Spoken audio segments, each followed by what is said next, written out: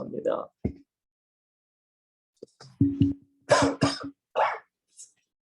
네, 우리 한번 기도하겠습니다. 사랑과 은혜가 많으신 하나님 너무나 감사드립니다. 변함없는 하나님의 사랑과 기다리심이 있었기에 하나님 우리가 지금 이 순간이 있고 또한 앞으로 또한 미래가 있을 줄 믿습니다.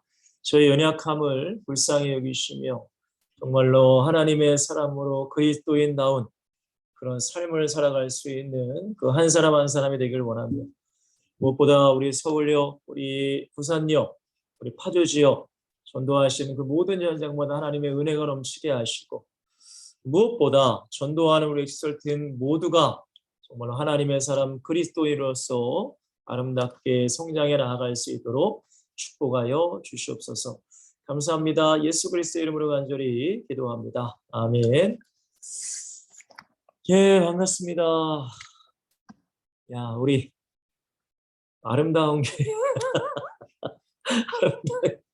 지금 아까 무상에도 들어왔던데. 오, 할렐루야. 야, 예, 좋습니다. 좋아요. 좋습니다. 우리 말씀 한번 볼까요, 여러분들? 우리 고린도전서 15장 우리 31절 34절 말씀인데요. 고린도전서 15장은 여러분 부활장인 거 아시죠? 우리 무상이 안녕. 자, 제가 읽어드리겠습니다. 형제들아, 내가 그리스도 예수 우리 주 안에서 가진 바 너희에게 대한 나의 자랑을 두고 단언하니 나는 날마다 죽노라. 내가 사람의 방법으로 에베소에서 맹수와 더불어 싸웠다면 내게 무슨 유익이 있으리요? 죽은 자가 다시 살아나지 못한다면 내일 죽을 터이니 먹고 마시자 하리라. 속지 말라. 악한 동무들은 선한 행실을 더럽히나니 깨어 의를 행하고 죄를 짓지 말라. 하나님을 알지 못하는 자가 있기로 내가 너희를 부끄럽게 하기 위하여 말하노라. 아멘. 예, 오늘 이 네 구절의 말씀을 가지고 자극적인 제목일 수 있지만 죽음의 영성을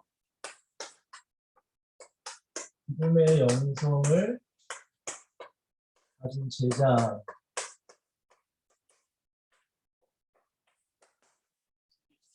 물론 이거는 여러분들 또 오해하시지 마십시오. 이거는 역설적인 얘기니까 여러분들이 뭐 죽으라라는 얘기가 아니니까요. 일단 말씀을 들어보시면 이해되실 겁니다.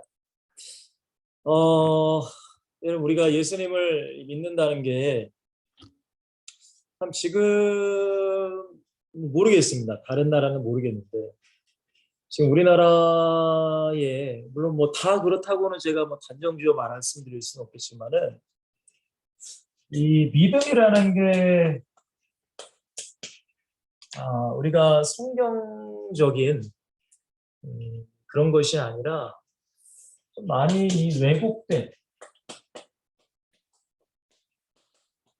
왜곡된 우리가 믿음을 우리가 알고 있는 것이 참 많습니다. 그렇기 때문에 제가 여러분들에게 항상 성경을 읽으라고 하는 게 바로 그거예요. 성경을 읽지 않으면 목사인 저도 속아요. 목사인 저도. 그렇기 때문에 여러분들은 물론 여러분들이 목사이진 않지만 물론 뭐 평신도이지만 여러분 목사님만이 성경을 많이 읽고 평신도는 성경을 안 읽어도 된다라는 말은 성경에 기록되어 있지 않아요. 그러니까 예수님을 믿는 사람은 여러분 인생에 가장 가까이 할 게 바로 성경입니다. 성경. 여러분 이 성경과 내가 멀어지면 여러분 하나님과 나는 멀어지는 것이고 반대로 세상과 마귀와는 가까워지는 거예요. 여러분 이것을 여러분들이 꼭 기억하셔야 돼요. 제가 저희 교회에서 우리 전도팀이랑 같이 양화진을 같이 제가 따라간 적이 있는데 저는 거기서 이 성경에 대해서 다시 한번 생각했어요. 와, 여러분 우리나라 이 한글로 성경이 번역되기까지 수많은 선교사님들과 우리 한국의 믿음의 선진들의 그 희생들, 선교사님들은 생명 걸고 오신 거잖아요. 그렇죠? 자기 아내가 죽고 자식이 죽고 그럼에도 불구하고 이 조선인들이 한글로 된 성경, 왜? 그 당시에는 어떻게 보면 사실은 뭐 까막눈이 많았지 않습니까? 사실 한글도 많이 몰랐죠. 근데 이 나쁜 사람들이 더, 이 가난한 사람들은 더 뭐예요? 물론 예전에는 양반 쌍놈 뭐 여러 가지 계급계층이 있었지만은 더 가난하게 그냥 고대를 보니까 살게, 이러면 한글 자체, 글자 자체를 못 배우게끔 한문을 많이 사용하지 않습니까? 근데 우리 선교사님들이 오셔가지고 이 성경 하나하나 번역하는 거, 여러분 하나님이란 단어도 여러분 선교사님들이 기도하고 고심하면서 하나님이라고 전했다는 얘기를 제가 듣고, 와. 근데 여러분들 그렇게 하나님께서 우리 민족을 사랑해서 주신 성경인데, 여러분 예전에는 여러분 무식하니까 한글 모르니까 성경을 많이 못 읽었다 하지만, 여러분 지금은 여러분 성경에 널렸지 않습니까, 여러분들? 여러분 솔직히 얘기해서 여러분들 뭐 어디 외식 한번 하면은 요즘에 단둘이만 외식해도 한 저렴하게는 한 2, 3만 원, 비싸게는 막 4, 5만 원 들잖아요. 근데 성경은 여러분들 한 2, 3만 원이면 삽니다. 2, 3만 원. 맞죠? 그러니까 얼마나 우리가 구하기 쉬워요. 아니, 구매하지 않아도 교회에 다들 널렸어. 그럼 제가 당근마켓을 가끔 이용하는데 당근마켓에 성경책이 올라와요. 그냥 무료로 드린다고. 여러분 우리에게 너무 가까이 있어. 근데 너무 가까이 있기 때문에 이 가치를 모르는 거예요. 그럼 저는 이게 너무 속상해요. 가치를 몰라. 여러분 예수님이 우리에게 그냥 공짜로 구원을 주셨는데, 여러분 공짜로 받아서 그런지 모르지만 이 구원의 가치를 잘 모르고 산단 말이에요. 아니면 구원을 안 받은 걸 수도 있죠. 그러니까 참 이게 여러분, 그렇기 때문에 우리가 성경을 꼭 읽으셔야 돼요. 성경을 읽으시고 계속 읽으셔야 돼요. 계속. 여러분 성경 안 읽으면 안 돼. 우리는 그렇잖아요. 어떤 성경의 한 구절, 한 구절, 뭐 몇 구절만 알고 그것이 모든 성경의 메시지라고 생각한단 말이에요. 여러분 절대 그렇게 생각하시면은 큰일 납니다, 여러분. 큰일 나요, 큰일 나. 정말 큰일 나요, 여러분들. 구원이라는 것도 구원. 우리가 구원이라는 것도 성경적으로 뭐 신학적인 얘기일 수도 있겠지만, 우리가 구원이라는 게 뭐예요? 가장 먼저는 칭의라고 하잖아요. 칭. 여러분 칭의가 뭐예요? 하나님이 의롭다 우리를 칭하셨다라는 뜻이란 말이에요. 그러니까 이 구원은 여러분들 전적인 하나님의 은혜입니다. 하나님 우리를 찾아오시는 거예요. 뭐 여러분들이 뭐 영접 기도를 했을 때 그러셨는지, 아니면 교회를 다니다가 어떤 예배 속에서 은혜를 받아서 그러셨는지, 아니면 뭐 수련회를 통해서 뭐를 통해서 그러셨는지 모르겠지만 어떤 하나님의 칭의의 순간이 분명히 우리에게 온단 말이에요. 근데 여러분들 구원을 여기까지만 알면 안 돼. 이러면 엄청난 문제가 일어납니다. 난 구원받았어. 난 20년에 난 영접 기도했으면 난 구원받았어. 여러분 이것만 구원이라고 생각하면 이 신앙생활 자체가 다 무너져 버립니다. 여러분 그럼 교회 안 다녀도 구원 받았으니까 구원 천국 가냐? 그렇게 이해를 해버리면 큰일 나는 거예요. 여러분 반드시 구원의 여정을 우리가 알아야 되는 거예요. 여러분 칭으로 끝났습니까? 아닙니다. 성화의 단계가 있잖아요. 성화.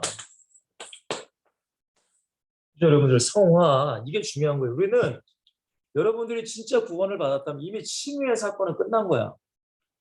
그러니까 이거는 우리가 이제 논할 필요 없는 거예요. 우리는 뭘 이제 알아야 돼요. 성화. 우리가 하나님의 자녀답게 사는 것. 그리스도인답게 사는 것. 그럼 어떻게 살아야 되냐 이거예요. 예수 믿는다고 하는데 어떻게 살아야 돼요?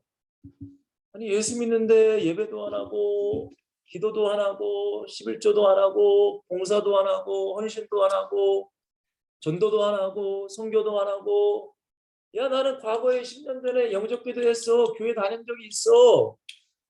여러분 그거는 여러분들 온전한 구원이 아니란 말이에요.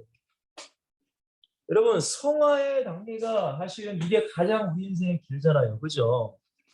여러분 우리는 지금 이 성화 속에 살아가는 거예요. 성화. 그리고 어디까지 들어가야 이제 구원이 오가 끝이 되냐? 영화의 단계. 이게 뭐예요? 천국에 들어가야 끝나는 거예요, 여러분들.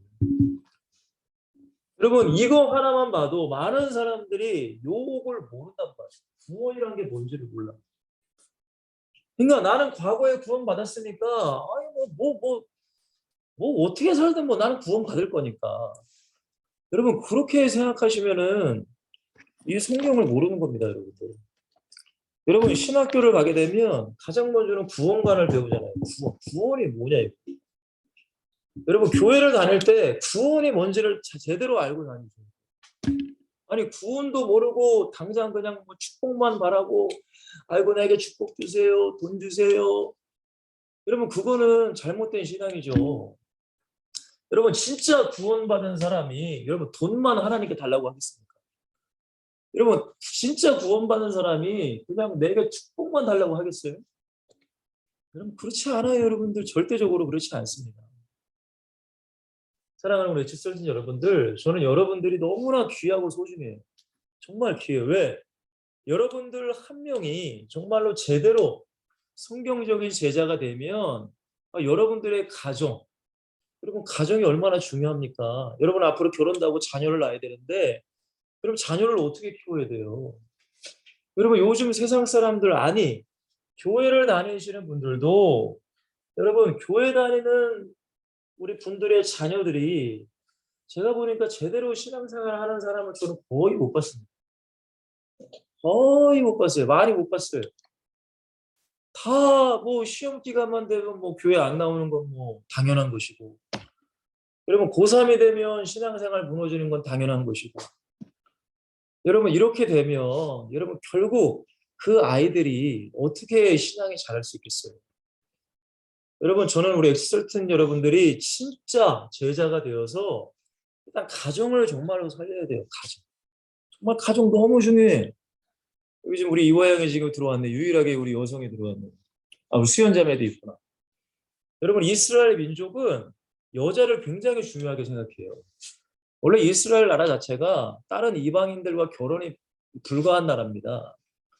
근데 여러분 근데 이 이스라엘 여자와 다른 나라 사람과의 결혼을 허용을 한대요. 근데 절대 이스라엘 남자는 다른 여자랑 결혼하면 안 돼요. 그게 왜 그런지 아세요, 여러분들? 자녀들에게는 누구의 영향이 더 크지 아세요? 엄마의 영향이 더 크기 때문에 그래요. 엄마. 여러분 아빠는 아무래도 밖에서 일을 하잖아요. 그러다 보니까 자녀들에게 뭐 제대로 교육을 잘 못 시켜. 여러분 저도 뭐 제가 솔직히 얘기해서 우리 애들 많이 못 봅니다. 솔직하게 얘기해서. 오늘도 여러분들 애들 학교에서 이제 하교하죠, 하교. 그리고 잠깐 애들 보고 저는 교회로 왔어요. 왜냐면 오늘도 지금 아프가니스탄 사역을 하고 여러분 바로 이어서 제가 사역을 하는 거기 때문에. 그럼 기도하고 말씀 준비해야 되잖아요. 오늘도 그러고 내일도 그래요. 내일도. 수요일은 수요예배가 있으니까. 또 수요예배 끝나면 이제 집에 가면 애들 빨리 재워야 될 거 아니에요. 별로 얼굴 못 봐요, 여러분들. 그러니까 아무래도 저는 애들을 많이 못 보는데 저희 사모는 애들을 본단 말이에요. 그러니까 어떻게 해요? 신앙교육은 결국에는 엄마가 시키는 거예요. 엄마. 아빠는 그냥 큰 거 위주로 그냥 하나 큰 거 이렇게 하는 거고 아주 세세한 것은 엄마가 시키는 거예요. 그러니까 여러분들 찬송가에 보면은 아빠 얘기는 잘 안 나와. 난 그게 살짝 기분이 나.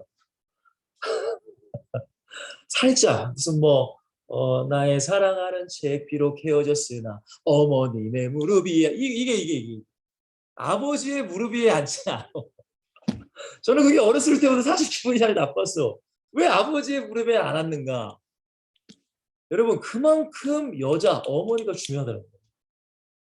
제가 이화영이랑 지금 수연자매가 있기 때문에 제가 그런 얘기를 하는 거예요. 그러면 여러분 어떻게 해요? 내 자녀 여러분 너무 중요하잖아요. 내 자녀들. 여러분 지금 우리 주일학교 우리나라에 우리 교회의 청소년 복음화율이 여러분들 3%밖에 안 된대요.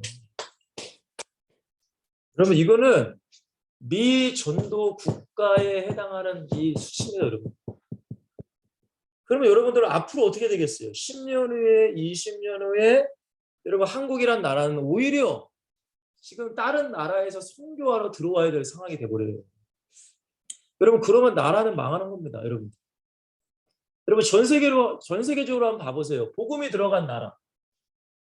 근데 복음이 들어가서 사람들이 복음을 받아들이면 영혼이 잘 되잖아요. 영혼. 예수가 들어오면 흑암은 물러가잖아요. 그죠? 영적 문제, 정신 문제, 생활 문제. 아니 예수 안 믿는 나라, 민족 다 그래. 우리 나라도 조선이라는 나라도 그랬잖아요. 근데 여러분 보세요. 예수가 들어가는 나라, 그 예수를 받아들인 나라는 여러분 흑암이 물러가잖아.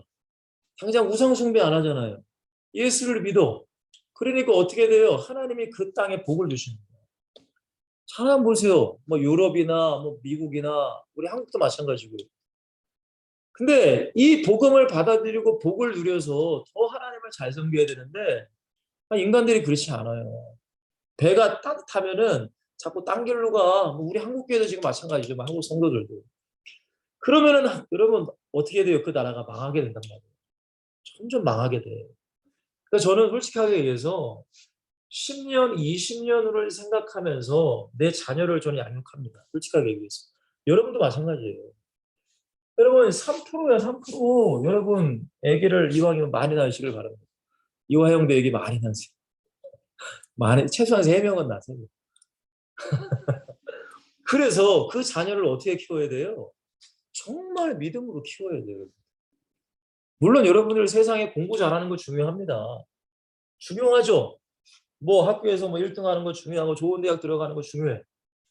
물론 중요해요. 근데 여러분들 복음 없이 그렇게 1등하면 나중에는 마귀에게 쓰임 받는 사람이 되면 어떡할 거예요? 여러분 똑똑하면 똑똑할수록 마귀가 아주 노린단 말이에요. 아니 보세요 여러분들 진화론. 여러분 똑똑한 사람들이 만들어낸 이론이잖아요. 여러분 빅뱅 이론. 여러분 이런 거 똑똑한 사람들이 만들어낸 거 아니에요, 여러분들? 아니 바보 같은 멍청한 사람들이 만들어낸 게 아니잖아요. 그죠? 그러니까 하나님 없이 복음 없이 똑똑하면 그게 문제야. 여러분 세상에 똑똑한 사람들 예수님 받아들입니까? 아 무슨 예수가 어딨냐고. 무신론자가 얼마나 많아요. 사랑하는 익설트는 여러분들, 저는 여러분들이 너무 소중합니다. 왜? 여러분들 한 명이 진짜 제자가 되면 여러분들의 가정도 여러분들의 교회도 저는 우리 한국이란 나라도 하나님이 다시금 은혜를 부어주시는 나라가 될 줄 믿어요. 그 시작이 누가 돼야 되느냐? 저와 여러분이 돼야 됩니다. 제가 아까 전에 아프가니스탄 청년들에게도 그랬습니다. 여러분 아프가니스탄이 지금 여러분 잘 아시다시피 탈레반 정권이 들어서가지고 난리잖아요. 근데 여러분들 한 10명 정도가 들어와서 지금 말씀을 듣는단 말이에요. 그러면 제가 그분들에게 뭔 얘기를 할 수 있겠어요? 그러면 딴 거 없습니다. 예수님 얘기하는 예수님이 너희들이 예수님을 진짜 믿어야 예수님을 진짜 받아들이고 정말 성경 하나님의 말씀과 기도를 너가 가져야 아프가니스탄을 변화시킬 수 있는 것이다. 아니 그 아프가니스탄을 잡고 있는 사탄을 어떻게 너희들이 변화시킬 수 있겠느냐? 그 탈레반이라는 정권을 어떻게 무너뜨릴 수 있겠느냐? 인간의 힘으로는 안 된다. 하나님의 힘, 예수의 힘이 필요하다. 그럼 예수의 힘, 하나님의 힘이 뭐냐? 하나님의 말씀이다. 성경을 읽어라, 성경. 그리고 하나님께 기도해라. 우리 한국이란 나라도 100년에는 완전히 가난했고 완전 세계에서 제일 거지 같은 나라가 한국이었다. 근데 많은 선교사님들이 들어오셔서 우리에게 복음을 전하시고 생명을 건 믿음의 선진들이 있었기에 지금 한국이란 나라가 얼마나 축복받는지 모른다.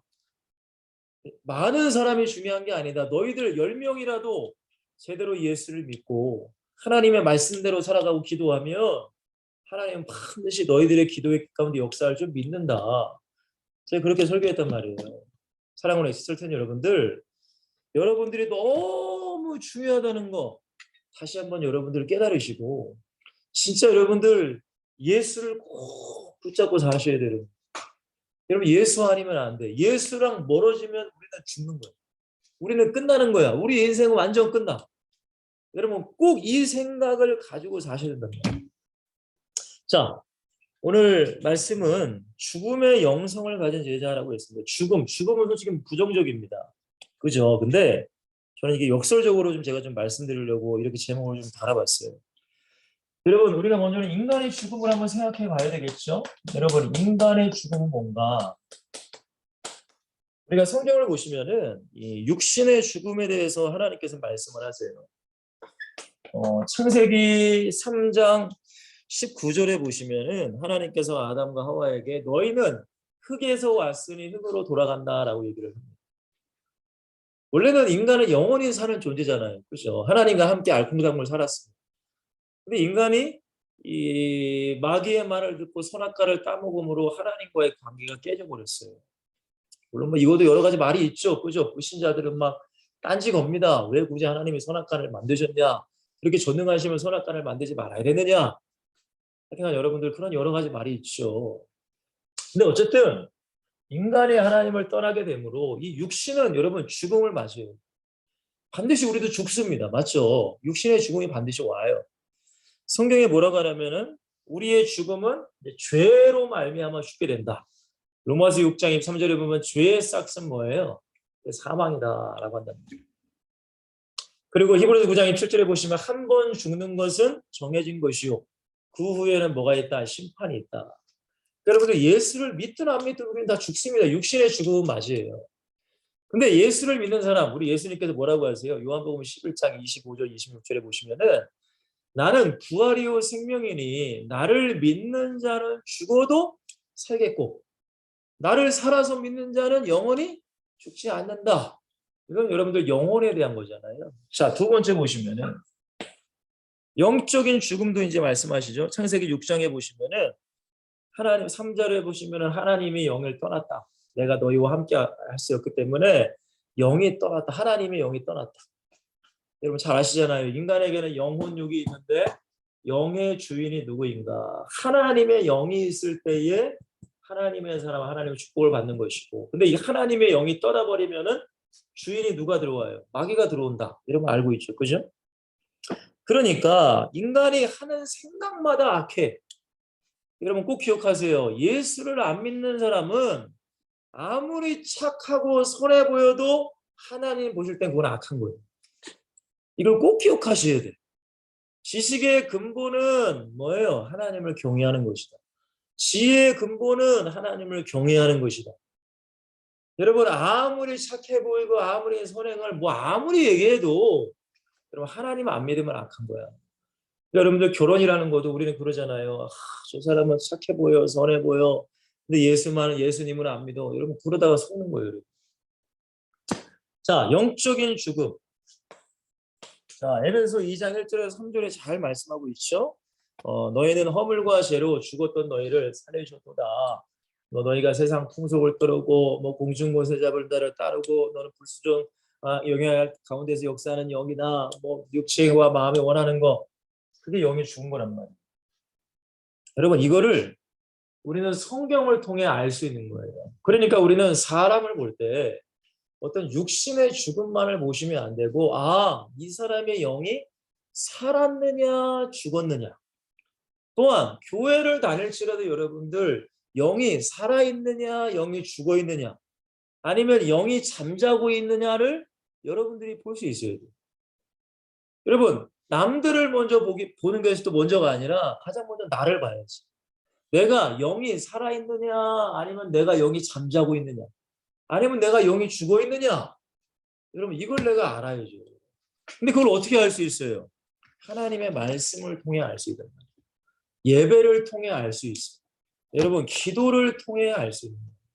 물론 영이 잠자고 있고 죽어 있으면 이런 것도 안 하겠지만 여러분 그렇기 때문에 인간의 죽음은 육신의 죽음과 영적인 죽음으로 나눠질 수 있다. 자, 그렇기 때문에 가장 인간에게 중요한 건 여러분들 뭐가 중요해요? 영이 살아나야 돼요. 영이 살아나야 돼요. 그럼 이게 가장 중요한 거죠, 그죠? 물론 이 가난하고 없는 나라에 가서 물론 물도 퍼주고 물론 돈도 주고 먹는 것도 주고 물론 중요합니다. 근데 그거는 좀 냉정하게 말하면 이런 말씀 드리기는 좀 모르겠지만 어떤 도구죠, 도구죠 그냥. 그게 본질이 아니잖아요, 그죠? 가장 중요한 건 그들의 영을 살리는 거예요. 여러분 영이 산다는 건 뭐예요? 성경에 보니까 거듭남이나 말합니다. 거듭남. 요한복음 3장 3절, 3장 5절에 보시면은 니고데모가 와서 막 예수님께 물어보니까 예수님이 말씀하신 건 간단하잖아요. 물과 성령으로 너가 거듭나지 아니하며, 거듭난다는 것은 다시금 태어나지 아니하며 이라고 말해요. 그러니까 영이 죽어 있는 상태에서 영이 살아나는 것을 말하는 거랍니다. 맞죠, 여러분들? 자, 세례도 마찬가지예요, 여러분. 여러분, 세례도 여러분 로마서 6장에 보시면 세례의 의미가 잘 나타나 있습니다. 세례의 의미. 세례의 의미가 뭐예요? 옛날에 나는 죽고 다시금 예수로 말미암아 내가 다시금 어떻게 되는 거예요? 살아나는 것을 의미하는 거예요. 그래서 우리가 뭐 교단마다 물론 달라요. 장로교는 이제 이 약식 세례라고 해서 물을 이제 가서 머리를 이제 이렇게 촉촉 적시는 세례를 많이 하시는데, 침례 교단이나 좀 오순절 계통의 교단은 진짜 여러분들 이 물에 들어갑니다. 진짜 강물에 가든 아니면 교회 자체 내에 목욕탕 같이 그걸 만들어 놔서 침례탕을 이제 세례탕을 만들어 놔요. 거기서 이제 물을 진짜 이게 푹 들어갔다 나오는. 여러분들 물에 들어감의 의미는 나는 죽었고, 물에서 나오는 의미는 나는 다시금 예수 그리스도로 말미암아 살아났다. 뭐 어떤 이런 뭐 의미가 이제 담겨 있는데, 뭐 그건 사실은 뭐 중요한 건 아닌데, 형식적으로는 중요한 건 아니지만, 근데 우리가 세례를 받았다는 것은 나는 이제 나의 과거의 나의 죄된 삶을 죽었고 나의 모습을 죽었고 이제 예수로 말미암아 다시금 내가 살아났다. 이제 예수를 위해 살겠다. 라는 고백 속에 우리가 살아가는 게 세례야, 세례. 솔직하게 얘기하면 이 세례의 의미가 지금은 그러잖아요. 교회 오래 다니면 뭐 세례 주는 거고. 그러니까 이 세례의 사실 의미도 잘 모르고 또 성찬식도 마찬가지죠. 성찬식이 뭐예요? 예수님의 몸과 피를 먹고 마시는 거란 말이에요. 예수님의 몸과 피. 그러니까 예수님의 이 십자가에서 흘리신 그 피와 그 몸을 통해 내가 구원받았다는 의미가 성찬식이란 말이에요. 여러분 절대 성찬식 하실 때 야, 빵 맛있다. 나 하나 더 먹고 싶다. 이렇게 생각하시면 안 돼요. 여러분 절대 야, 포도주 달짝지근하네. 야, 이 음료수 너무 맛있다. 여러분 이런 생각으로 먹고 마시면 안 돼, 여러분들. 그거는 성찬에 대한 의미를 모르는 거예요, 여러분들. 여러분, 예수님의 그 피와 몸을 내가 먹고 마시는 거예요. 그러면 내 영혼을 깨끗하게 하는 작업이 있어야 될 거 아닙니까? 여러분, 바울이 말하잖아요. 무조건 성찬식 할 때 너희들이 너희 마음이 더럽다면 먹지 말아라라고 얘기한단 말이에요. 그러니까 우리는 사실은 이러한 개념들을 잘 몰라. 교회를 다니고 거듭남이 뭔지도 모르고 세례의 의미도 뭔지도 모르고 성찬의 의미도 뭔지도 모르니까 그냥 교회에 앉았다가 시간이 오래되면 성찬 그냥 뭐 세례 받고 그냥 세례 받으면 또 성찬 시간이니까 그냥 뭐 성찬 하나 보다. 오늘은 뭐 절기니까 하나 보다. 나는 영적 기도했으니까 예수 믿나 보다. 근데 여러분들 세상에서 삶은 아무것도 안 바뀌어. 여러분 그거는 성령에서 말하는 믿음과 구원은 아니란 말이에요. 그러니까 이걸 여러분들 잘 이해하셔야 돼요. 그러면 여러분 스스로가 나한테 질문을 해봐야죠. 난 진짜 거듭났는가? 거듭났어요, 여러분들? 다시 태어나셨어요? 여러분 죽었다가 여러분들의 영이 살아나셨나요, 이제? 하나님의 영이 여러분들의 주인이 되신 거예요. 여러분 성찬식 가운데 예수님의 그 살과 피를 먹는 그 은혜를 여러분들이 받고 살아가는 거예요. 정말입니다, 여러분. 자, 세 번째. 그래서 성경은 뭐라고 해요? 완전히 우리는 어떤 존재? 새로운 피조물이 됐다라고 한단 말이에요. 여러분, 완전히 나의 모든 것이 바뀐 거예요. 그러니까 예수 믿는다는 것은 나의 모든 것이 다 바뀌었어. 영과 혼과 육이 완전히 바뀌게 되는 거를 예수님 믿는다, 구원을 받는다라고 우리는 얘기하는 거예요. 여러분들 지금은 많은 교회들이 이런 의미들이 다 사실은 다 사라졌어요. 사실 많이 사라졌어요. 자, 그렇다면 저는 여러분들이 영이 살아났다, 예수를 믿고 구원받았다라는 존재하에 제가 이 말씀을 드리는 겁니다. 자, 그렇다면 저와 여러분들이 그러면은 예수를 믿고 구원받아서 내가 이제 영이 살아났어. 그죠? 근데 이제부터가 이제 진짜 중요한 거예요. 자, 제가 3번에 이렇게 했잖아요. 그리스도와 함께 십자가에 뭐 한 자라고 했어요? 못 박힌 자라고 했단 말이에요. 여러분 이게 어느 말씀에 있는지 아시죠? 갈라디아서 2장 20절 말씀에 있어요. 우리가 영이 살아났다는 것은 여러분 내 옛날의 과거는 죽었다라는 의미입니다. 결국에는 내 육체, 내 자아, 내 생각, 내 어떤 뜻은 어떻게 됐다는 거예요? 죽었다. 성경에 보니까 내 안에 사는 것은 누구예요? 이제는 예수 그리스도가 주인 되서 살아가신다라는 의미입니다. 이게 구원이고 이게 내 영이 살아있는 증거예요. 무슨 말인지 이해되시죠, 여러분들? 갈라디아서 2장 20절 말씀.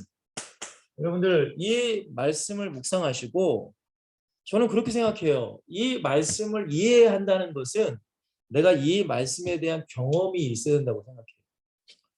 여러분 저도 성경을 지금 읽고 있지만 뭐 성경의 저자가 많죠. 특별히 이제 제가 바울 서신을 읽는데 바울 서신을 읽을 때 제가 이해가 안 되는 성경 구절이 참 많습니다. 물론 머릿속으로는 이해가 돼. 근데 실제적으로 이해가 안 되는 말씀이 많아.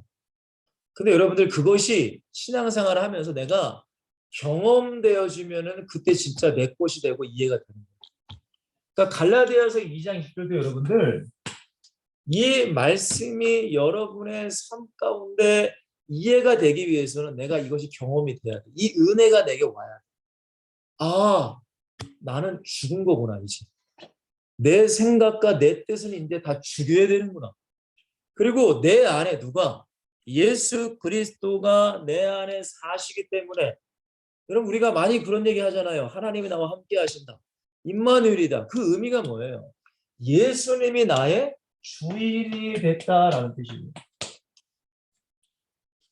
여러분 이게 이러한 이 뭐죠? 하나님의 말씀이 내 이성을 타고 내 마음속으로 이해가 돼야 되는 거예요. 사실적이 돼야 돼. 여러분 로마서 14장 7절 8절 9절에도 우리가 살아도 누굴 위하여 살아간대요? 주를 위하여 이제 살아가는 거예요. 여러분 이게 내가 이 말씀이 사실적으로 이해되고 살아가는 자의 고백과 믿음이 되어지는 거예요. 그러니까 사는 것이 주님을 위하여 산다. 곧 예수님이 나의 우선순위가 된다. 그리고 죽는 것도 주를 위하여 죽는다라는 거예요. 사나 죽으나 우리가 누구의 것이에요? 주의 것이 되는 거다. 여러분 이것이 머리가 아니라 여러분의 삶 가운데 그렇게 삶이 돼야 돼. 그게 돼야 돼. 근데 내가 이게 어렵잖아요. 그죠? 그러니까 나의 자아를 뭐 하는 거예요? 죽이는 거예요. 그게 죽음의 영성이라는 뜻을 제가 말씀을 드립니다. 자, 제가 2-2번에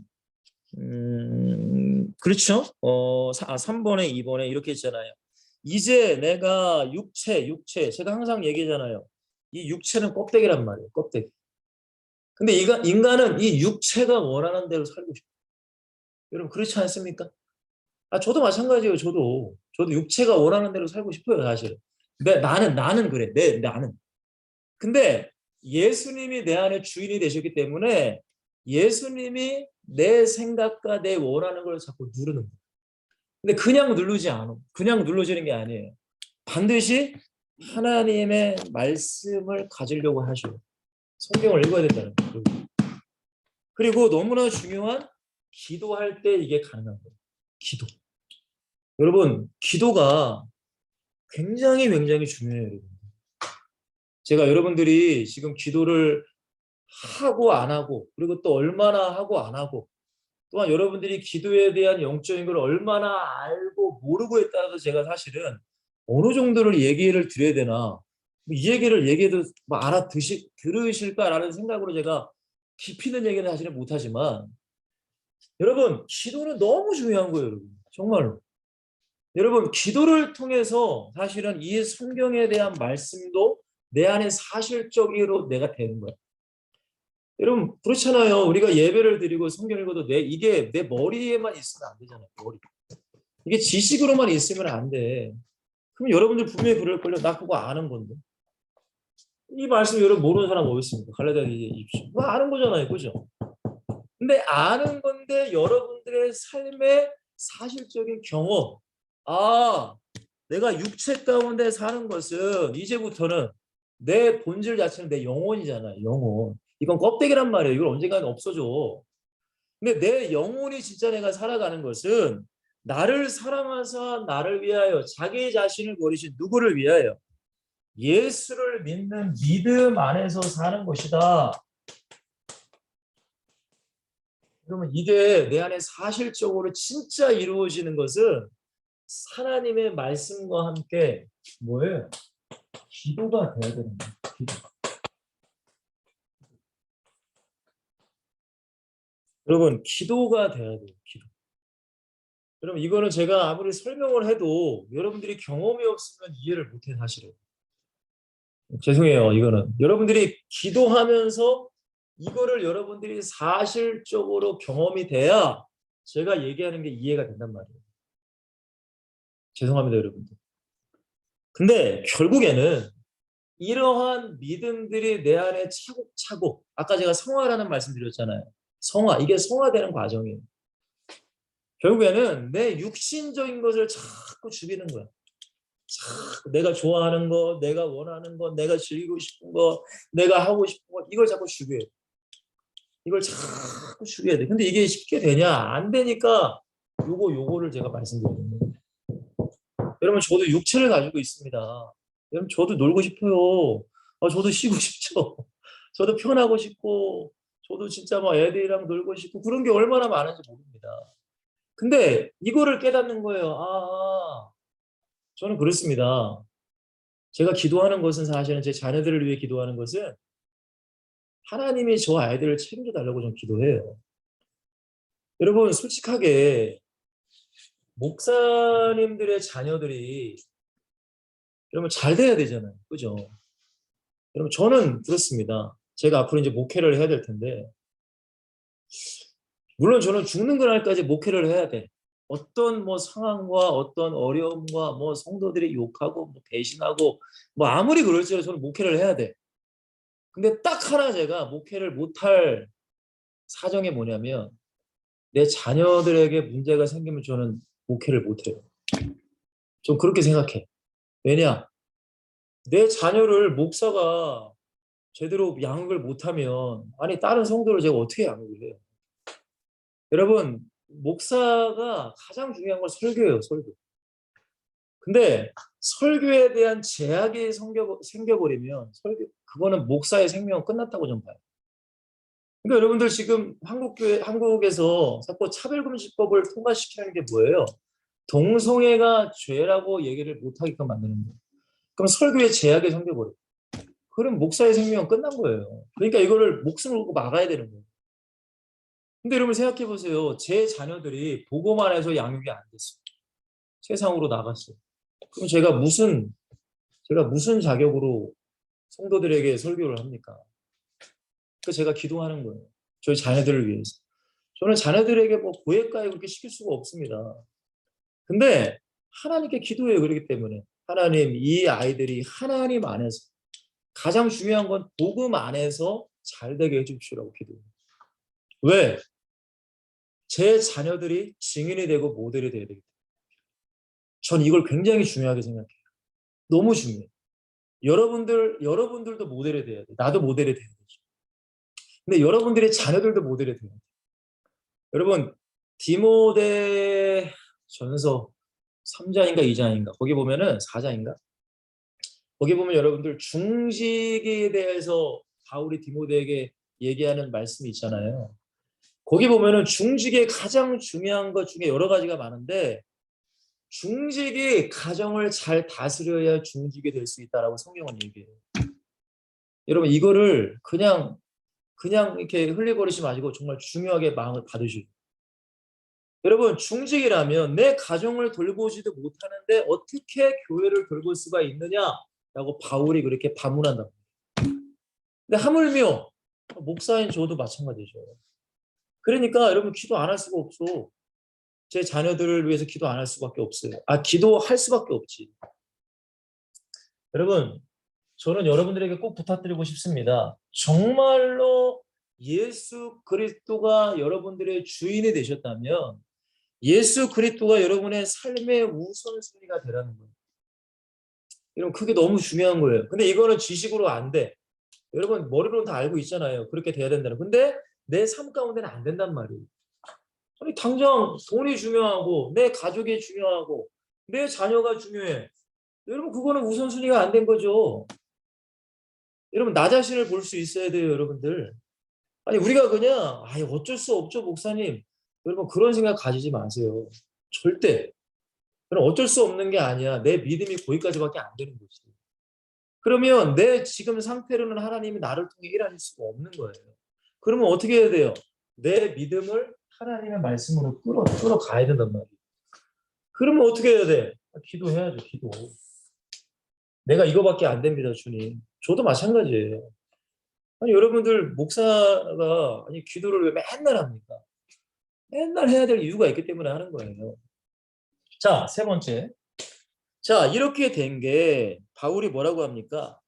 결국에는 오늘 본문이죠. 나는 날마다 뭐하노라? 죽노라라고 해요. 이게 기가 막힌 얘기잖아요. 날마다 나는 죽는다. 왜? 날마다 내가 살아나니까. 그러면 예전에 여러분들이 생각해봐요. 은혜 충만했을 때는 어때요? 주님이 나의 삶을 이끌어 가셨잖아요. 맞죠? 근데 내가 은혜가 충만하지 않으면은 결국 주님이 내 삶을 이끌어가는 게 아니라 다시금 죽어야 될 내가 새록새록 살아나. 그래서 내 감정, 내 뜻, 내 원하는 것 그러다 보면 신앙이 다 무너진단 말이에요. 신앙이 점점 무너지고 예배 생활도 제대로 못해요. 기도는 당연히 안 하는 거죠. 뭐. 여러분 바울이 뭐라고 했다고요? 날마다예요. 날마다. 여러분 기도는 어쩌다가 한 번 하는 게 아닙니다. 내가 필요할 때만 하는 게 아니에요. 여러분. 내가 힘들 때 하나님 도와주세요. 이게 기도가 아니라 날마다 전 여러분들에게 꼭 부탁드리고 싶어요. 가장 먼저 기도에 중요한 것은 정식기도예요. 여러분 정식기도가 안 되는 사람이 무식기도가 된다. 그거는 새빨간 거짓말이에요. 여러분 절대 저도 신앙생활을 하고 저도 했었고 많은 분들의 설교도 들어봤고 간증을 들어봤지만 믿음의 사람들의 특징은 뭐냐? 정식, 하나님께 시간을 정해놓고 하나님과 그 사람과의 대면하는 그 시간이 반드시 있다. 반드시 있어요, 여러분. 여러분, 이게 여러분들에게 돼야 무시 기도라는 것이 여러분들에게 사실적으로 되는 거예요. 여러분, 정식기도 없는 무시기도는 여러분들 힘들 때만 기도하는 거죠. 맞잖아요, 여러분들. 평소 때는 하나님 생각 아무도 안 나. 근데 뭔가 내가 힘들어. 그때만 기도해. 그거는 여러분들 성경에서 말하는 무시기도가 아니란 말이에요. 사무엘이 기도를 쉬는 죄를 범치 않았다는 게 무슨 맨날 24시간 기도했다 그게 아니에요. 항상 하나님께 기도하는 시간이 있는 사람이 무시로 기도하는 그런 삶을 살아가게 된다는 거란 말이에요. 사무엘이 그런 거예요, 여러분.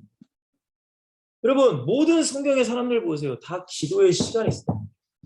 다윗도 마찬가지죠. 새벽에 기도했고 아침에 기도했고 밤에 기도했고 여러분 다니엘도 하루에 3번 아침, 점심, 저녁으로 기도했다고 하잖아요. 예수님도 낮에는 전도하러 돌아다니셨으니까 밤이나 새벽에는 항상 기도하셨어요. 그러면 저와 여러분들은 예수님도 그렇게 기도하셨다는데 우리가 그냥 이런 기도가 없이 그냥 무시를 그냥 아무 때나 기도가 된다? 여러분 그거는 기도에 대한 걸 모르기 때문에 그렇게 얘기하는 거예요. 기도를 안 해봤기 때문에 그렇게 말할 수밖에 없어. 근데 저도 지금 기도 생활을 제가 지금 44살, 25년 가까이 제가 하고 있지만 여러분 정식 기도가 안 되면 무식 기도는 당연히 안 되는 거예요. 하나님 생각도 안 나. 여러분 한번 생각해 보세요. 하나님 생각 얼마나 하시나. 여러분 정식 기도 꼭 여러분들 진짜로 여러분 스스로가 하루에 진짜 하나님과 만날 수 있는 시간을 여러분들이 정해 놓으셔야 돼요. 물론 이 시간에 변동이 될 수도 있겠지만 처음에는 여러분들 변동되지 않는 시간을 꼭 정해놓으셔야 돼요. 가장 쉬운 건 잠자기 전이죠. 잠자기 전. 그죠? 잠자기 전. 예를 들어서 여러분들이 뭐 언제 주무실지는 모르겠지만 반드시 꼭 잠깐이라도 시간을 꼭 정해놓으셔야 돼요. 여러분 제가 저희 아이들한테 강조하는 건 다른 것이 아니에요. 예배 생활. 예배 생활은 꼭 제가 강조합니다. 너희들이 나중에 직장을 가고 어떤 일을 할지라도 예배를 빼먹는 곳에는 가지 마라. 저 지금부터 그냥 교육하고 있어요. 어떤 우리 교회 우리 이제 앞으로 20살 되는 청년이 있는데 그 친구가 이제 이 뭐죠? 취업을 한다고 그러고 그러더라고요. 취업. 그래서 제가 그랬습니다. 아무개야, 너가 어떤 직장에 다닐지 모르겠지만 절대적으로 예배를 할 수 있는 직장에 들어가라. 이러면 잘하면 생각해 보세요. 여러분, 우리가 직장을 다니면은 솔직하게 얘기해서 여러분들 어떤 직장을 선택하든 여러분들 솔직하게 한번 얘기합시다. 정말 연봉이 1억, 연봉이 한 달에 한 300이면 연봉이 3,600인가? 자, 그러면 3,600 이상인 뭐 회사에 이제 들어갔다고 칩시다. 그럼 한 달에 300만 원 받잖아. 이거도 좀 부족한가? 이거 부족한 모르겠는데. 근데 여러분들 그 밑에 직장도 여러분들이 갈 수 있잖아요. 그럼 여러분들 솔직하게 한번 생각해 보세요. 여러분 뭐 100만 물론 크겠구나. 100만 원, 200만 원.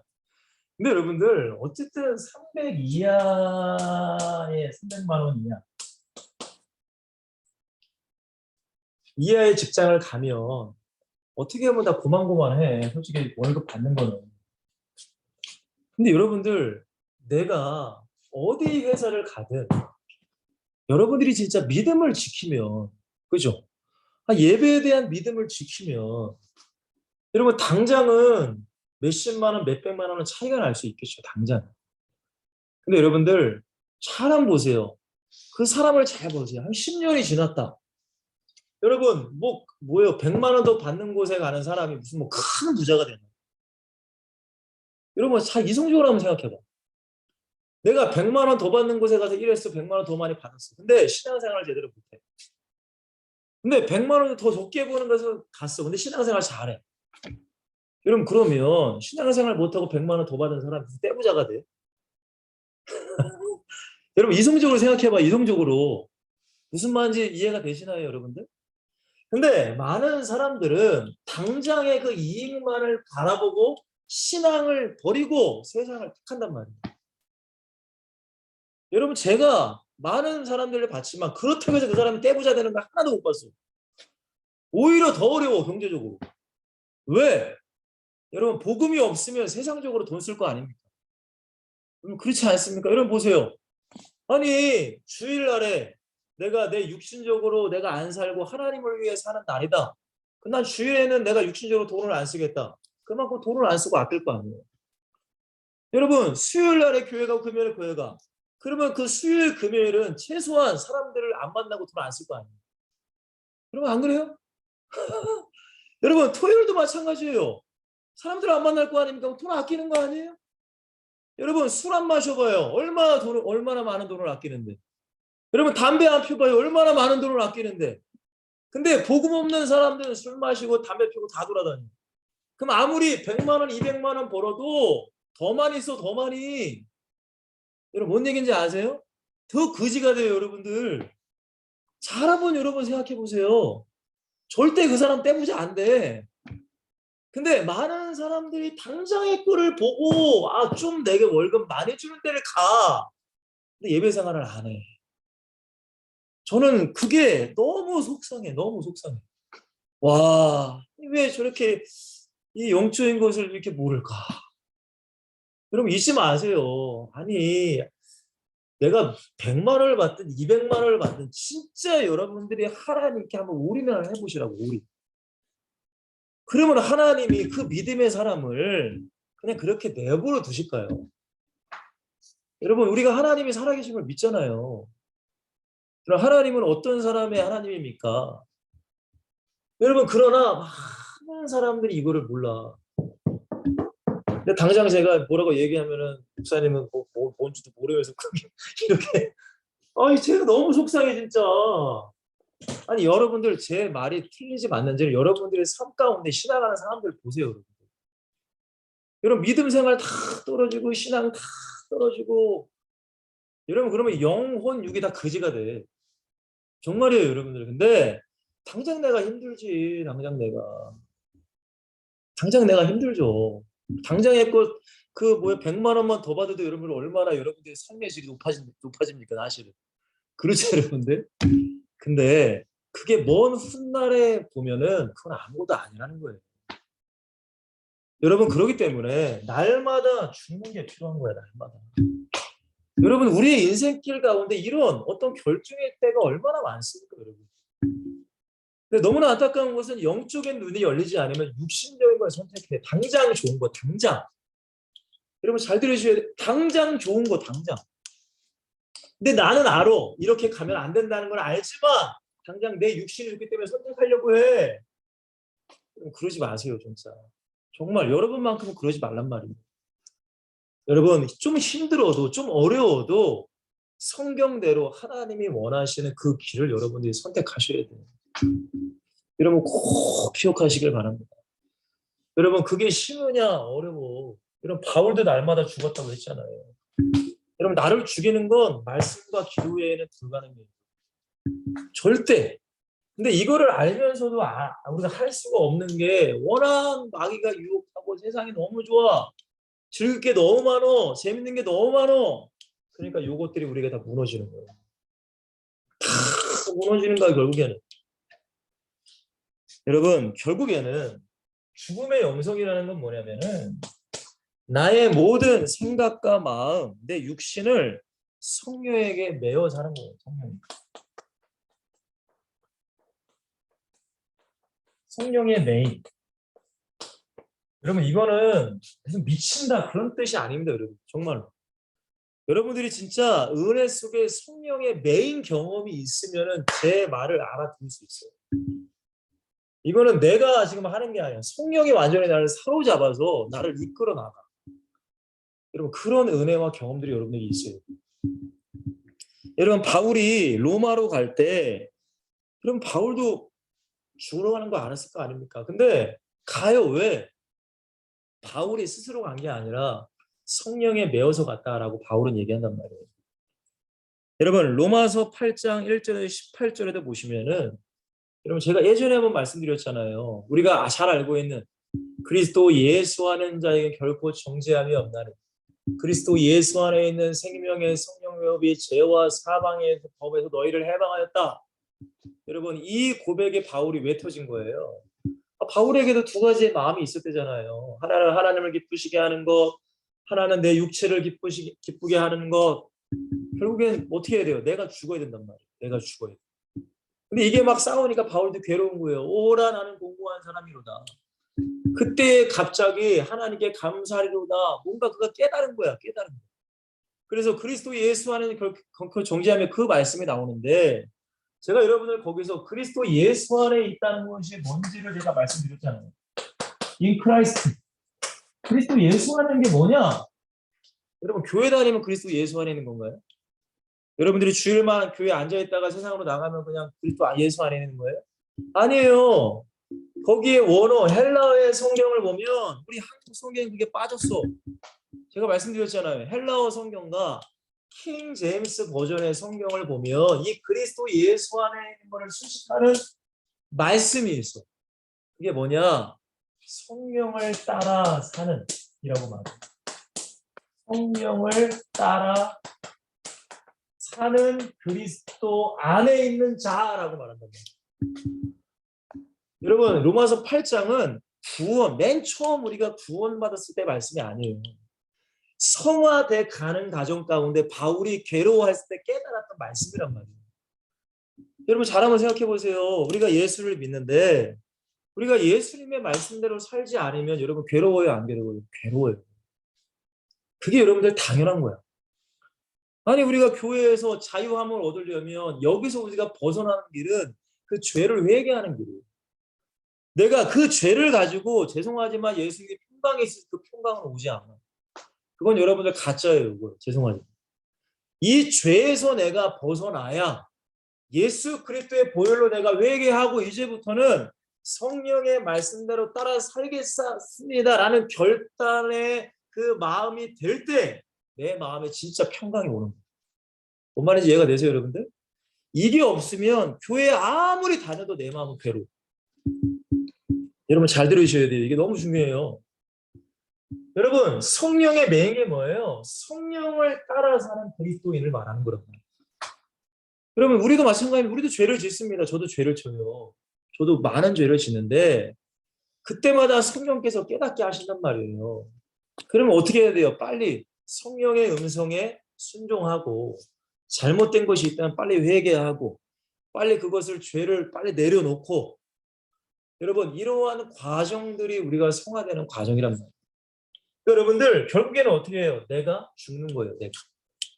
내가 죽어야지만 누가 살아요? 나를 통해 예수님이 살아나는 거예요. 여러분 이게 죽음의 영성이에요. 죽음의 영성. 내가 죽어야 돼. 결국 내가 죽어야 돼요. 자, 결론입니다. 죽음의 영성을 가진 제자.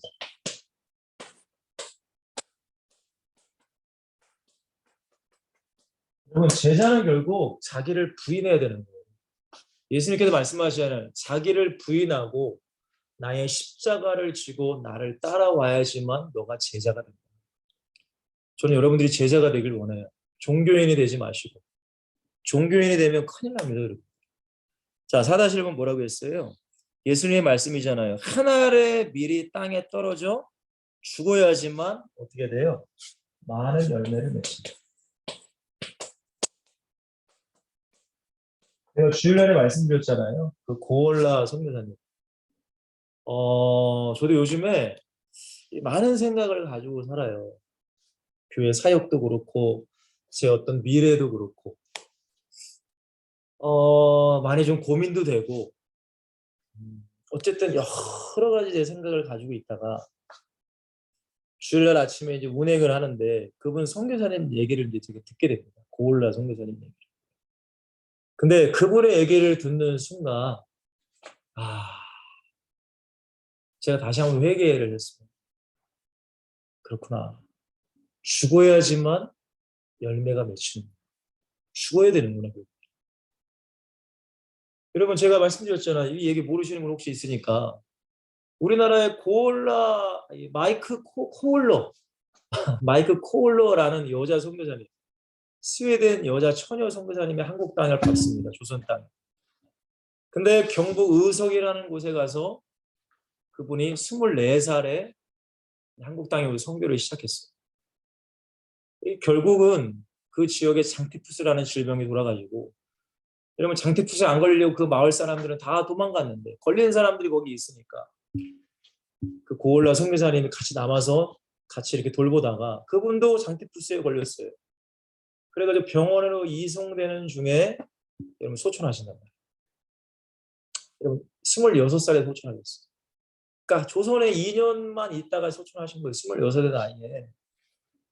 여러분 얼마나 여러분 그 젊은 나이에 그 엘리트 그 선교사님이 똑똑한 사람들이 와서 이 땅에 죽은 게 여러분 얼마나 사실은 세상적으로 볼 때 비참한 거 아닙니까 여러분? 굳이 왜 거기까지 가서 죽느냐 이거죠. 여러분 그러나 그 선교사님의 죽음으로 말미암아 그 지역의 많은 사람들이 예수를 믿게 됐다는 얘기를 제가 들었단 말이에요. 여러분 결국에는 우리의 가정도 마찬가지고 우리 교회도 마찬가지고 이 나라 민족도 결국에는 죽는 사람이 필요한 거예요. 죽는 사람. 여러분 우리 교회도 누군가 죽어야 돼. 죽으라는 게 여러분 육신의 죽음을 말하는 게 아니에요. 여러분 내가 죽어야 되는 거예요.